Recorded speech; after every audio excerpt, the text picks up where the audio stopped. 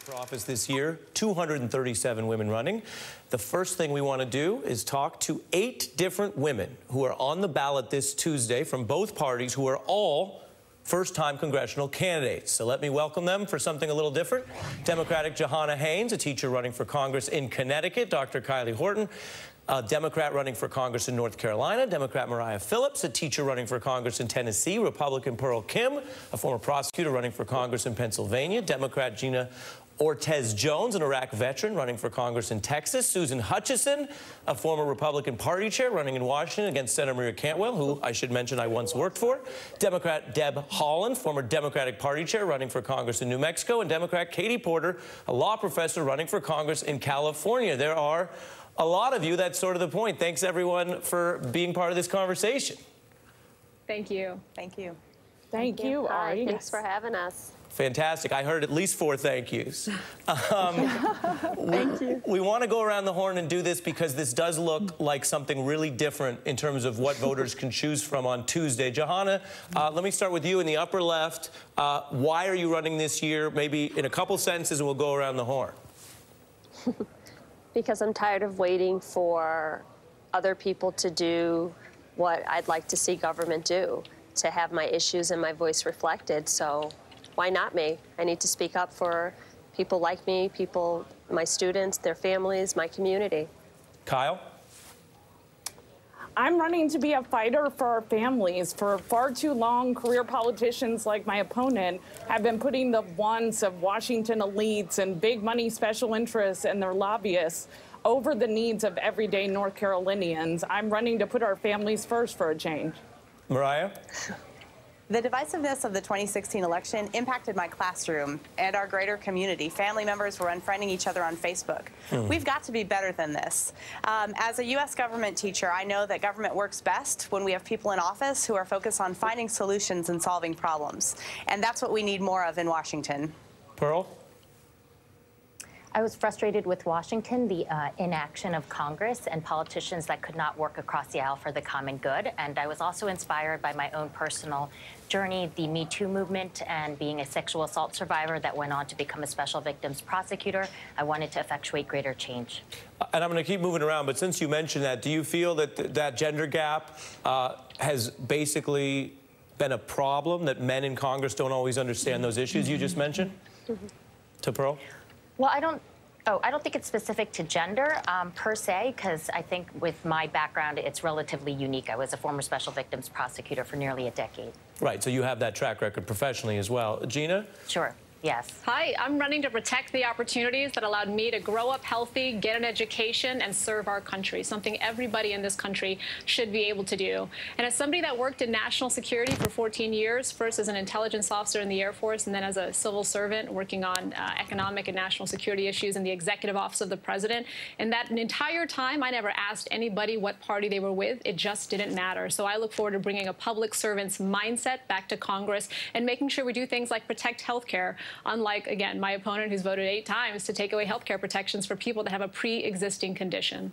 You say you didn't ask people what party they're in. We're in the news, so we do. Susan is a Republican, first-time female congressional candidate. How do you see gender with a president who, of course, is in the middle of these debates? Well, I've been an advocate for women all my adult life. In fact, in my early days in my career, we went on strike and I walked a picket line for 2 months to fight for fair pay for women. And so as I bring unique characteristics and experience to my Senate race, I want you to know that I'm running, not because I'm a woman, but I'm the most equipped person to fight for the people of Washington State. Deb? Thank you. Congress has never heard a voice like mine because there's never been a Native American woman in Congress, and representation matters. I'm a single mom. I know what it's like to struggle, and I feel that I can be a voice for the people of New Mexico who have struggled. Deb, you say that, and that's something that people might hear and really have to sit on for a second. When we talk about fear and identity politics, culture wars. You're saying there's never been a Native American woman in the Congress when we're on land that was Native American people's land. I mean, how do you convey that as an important thing along with representing everyone that you would if you won? Of course. Well, I've been on the ground here in New Mexico for close to the past 20 years. So there's no question that I fight for every single New Mexican, and the people in my district know that.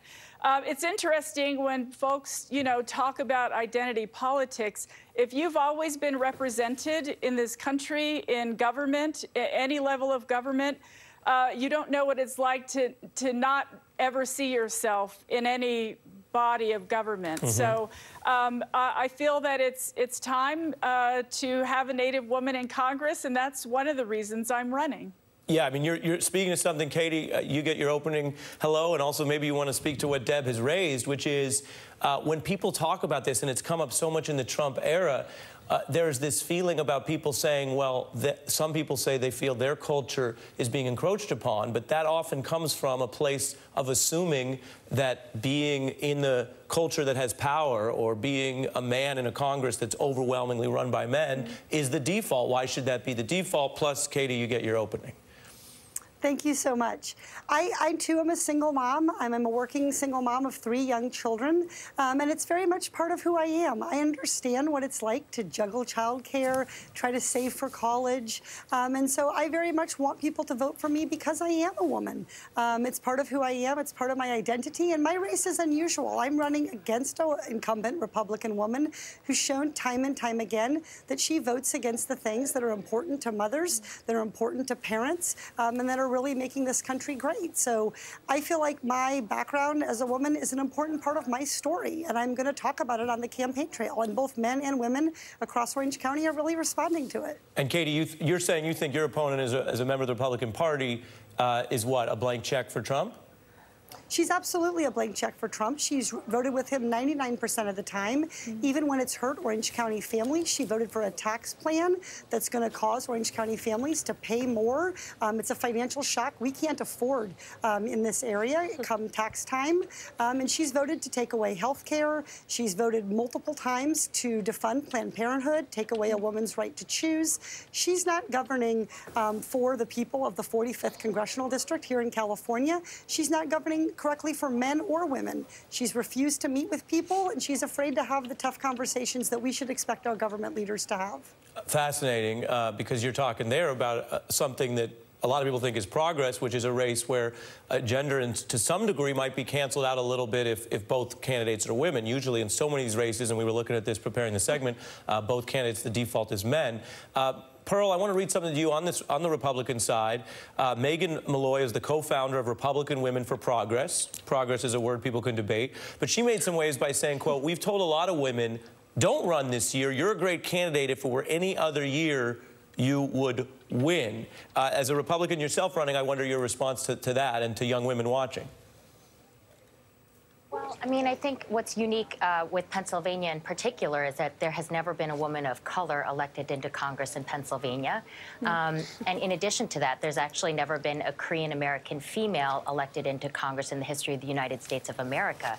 I think it's important that all perspectives and different perspectives be represented at the table so that we can properly govern our communities. Anyone else want to weigh in on that?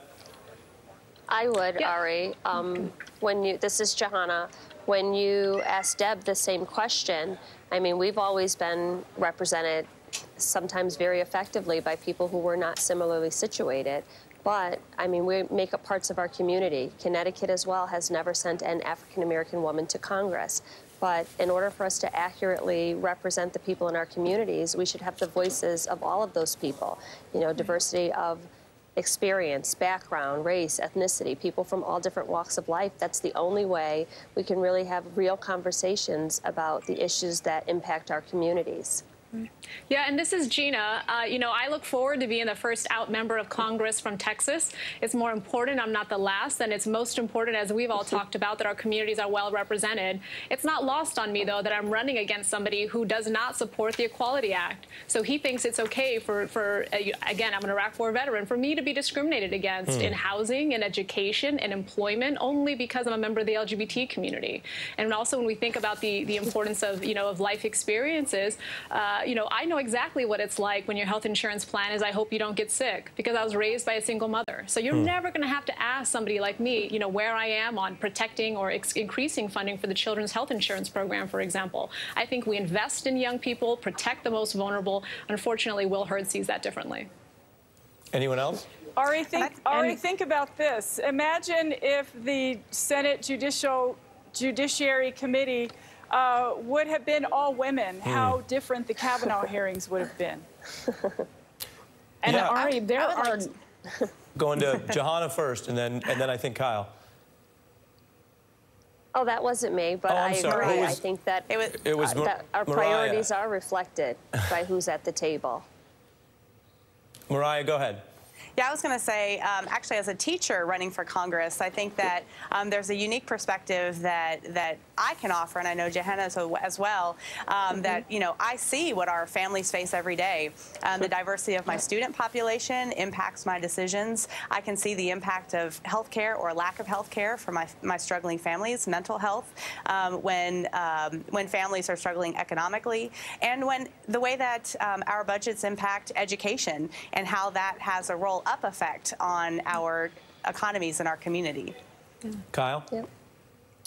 And Ari, there are no women doctors currently in Congress, and there's actually never been a Democratic woman doctor who was a full voting member in the House of Representatives. So we're running to bring a voice to the table of expertise in healthcare, because as there are sometimes 16 men behind closed doors on the Senate side making decisions about women's health, I think Congress needs a doctor in the House who's fought to defend our veterans and save our health care. Right. The old saying, is there a doctor in the House? The answer here, if it was a woman doctor, you're saying would be no. And so I've been using first names because we have so many titles here, but Kyle, Dr. Horton, speak to how that works when you look at just the rank ignorance that many men have about the female side of healthcare and what that means with everything from preventive medicine to contraception to pregnancy, because that has been a big issue, I got to say, for men in Congress. It really has been, and it's staggering, the lack of knowledge and awareness. And it's even affected, I have been a VA doctor, and it's even worse for women veterans trying to get contraceptives and gender-specific care within the VA healthcare system. And so I really am hoping to be a voice of competence who understands science and facts and wants to bring my knowledge and expertise to the table for a change. This is Gina. I'd like to say just one more piece on that. You know, I think maybe at times it's that the men don't have the background in it, but it's not just exclusive to men. I think what is clearly lacking, though, is some people that are knowledgeable about it, but just don't have the moral courage to stand up for communities that need to be heard. I mean, for example, a woman having a baby in Texas is 5 times more likely to die during that process than if she had that baby in California. I think that is directly related to what we're talking about here, representation. There are 36 people honored to represent Texas and Washington, and only 3 of them are women. And our representation in the state houses is not any better. So representation matters, and it continues to affect the health and the livelihood of women in Texas. Let's go to Susan on that, on a perspective as a Republican, and you're running in a state that went against Trump last time. How do you speak to these issues? Well, we're not a deep blue state, as a lot of people think. We're actually a purple state. Our legislature is split right down the middle. And so we believe that our race is about incumbency, and 18 years of Maria Cantwell is long enough. People say wherever I go around the state, she's never here. What has she done for us? And her office is not receptive to our phone calls or our letters, and so she doesn't work for us. And so I'm here because I believe that the people of Washington state need better leadership and better representation in the halls of power. And my opponent is all about being a D.C. insider and kowtowing and being beholden to the special interests and the lobbyists. I want to also talk about money. We've talked a lot about issues and some of the idea of breaking through and changing Congress. We mentioned in the setup to this that it's really fascinating, and many people say troubling, that donors on the Democratic side, many of whom see themselves as I think supportive of the races many of you are running, still are in aggregate, and they may not even realize it, but they're giving more money to the male candidates than the women candidates. Do any of you think that's a problem because people are being sexist, or it's a problem because they just don't realize that? Who wants to speak to that?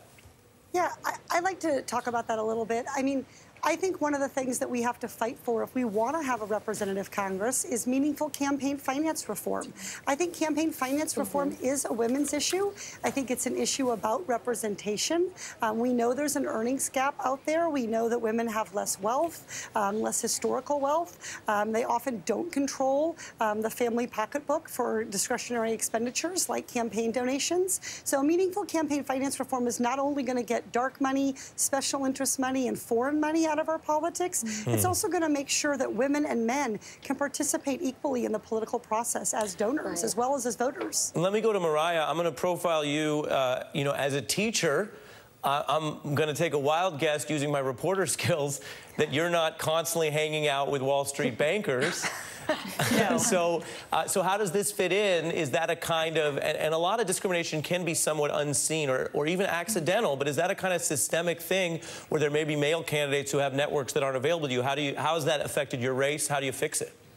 I think that definitely is true, and I have to say that I am proud to say that I've actually outraised my male incumbent this cycle, and I've raised $500,000, which as a public school teacher is 15 years of salary. So I'll just say I'm very proud. Way more than that, actually. I'm proud of the fact that we've had a lot of people within our district really make an investment in our campaign. But I think for women, it's just hard to make that ask. And I think that men traditionally have had more experience, more confidence with going in and asking for money. That's not an easy thing to do. And so women have to really train themselves and be prepared for making the ask and getting the no.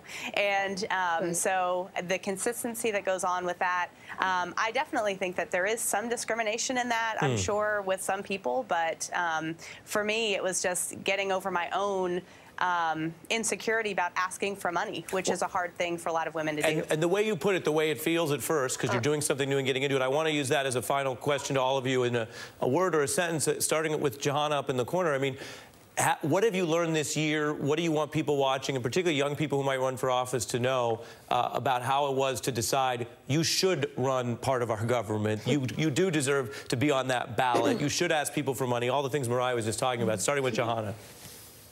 Well, I think money was a big issue for me. I mean, I did not have the endorsement, I did not have a network, and I was told you'll never be seen as viable because you can't raise the money that it takes. So I think that system, by design or default, eliminates so many people who would be truly effective leaders. You know, I'm proud to say that in both the primary and the general, I've raised more than any of the candidates on either side because I just believe that I could. But there are so many people who are even more effective, more skillful than me, who count themselves out because they can't check all those boxes. And I just think that we have to begin to imagine this differently. Kyle, and that's what I did. A final thought in a sentence Just stepped in or two? and imagined it differently. Yeah, if I were going to give a diagnosis to Washington, it'd be in critical condition. So I think what I want people to take away is that we need change agents. We can't just have career politicians who stay in office forever. If you're thinking about running, step up. You can do it. We need a change. Mariah? Yep. No, I absolutely agree. I absolutely agree. If I would have considered how much money it was going to take to do this at the beginning, it would have given me a second pause. But but in order to change the way it works, we've got to change the kind of people we put in Washington, and we've got to put people in Washington that want to make that change. Pearl? I was an agent of change in Pennsylvania. I secured the first human trafficking conviction in the state. I worked with legislators, both Republicans and Democrats, to expand protections, and then secured the first human trafficking conviction under the new legislation. I think it's time to have a perspective like myself in Washington to effectuate change. Gina? Sure. Look, you know, our country is stronger, and when our representatives are actually representative of the people that are being represented. So, look, your country needs you. Step up. You can imagine there were some folks at the start of this process that did not think a gay vet could do that well running in Texas. But look, you know the issues. You show the voters that you've got the moral courage to fight for them, and that'll carry the day. Susan? Well, I live in a state that's so diverse. We've got the far left in downtown Seattle, and we've got the conservatives in the agricultural areas of the state. And I just want to represent all of them and be the voice, especially for the people who haven't had a voice for such a long time in our state. Deb? Thank you, Ari. You know, I made a decision early on to not take any money that would compromise my values. And with respect to folks jumping in, as an organizer, and I've been one here in New Mexico for close to 20 years, I want folks to get involved now so they can build that network, so they can, when they're ready to run, they have everything in place. I was outspent in my primary 3-1, and we won on the doors. So start knocking, start walking. Katie? Yeah, I think our democracy is only as rich and as vibrant as the voices that we hear in it. I think everybody should consider how they can contribute, and whether that's knocking doors or running for office. Our democracy, like I said, it's as rich and as talented as those who step up to participate in it. I've just been thrilled that so many people have gotten involved, gone to our website, katieporter.com, and gotten involved. So I just encourage everybody to remember that their vote is their voice. Katie was the one who got the URL in, you guys. That's crucial for the part of the money we were talking about. I waited patiently, Ari, to get that in. I know why candidates do that. You're good at what you do. All of you are first-time candidates. People watching at home are looking and listening to first-time candidates here addressing some of these big issues as people think about their vote and what it means next week. I want to thank each of you for making time and coordinating the schedule so we could do this on the beat tonight. Thank you. Thank you. Thank you, Ari. Thank you. Thank you. Thank you, Ari. Great. And I want to note for our viewers, we are reaching out to candidates' opponents. We will, as always, extend those invitations if people want to come on before the election. Coming up.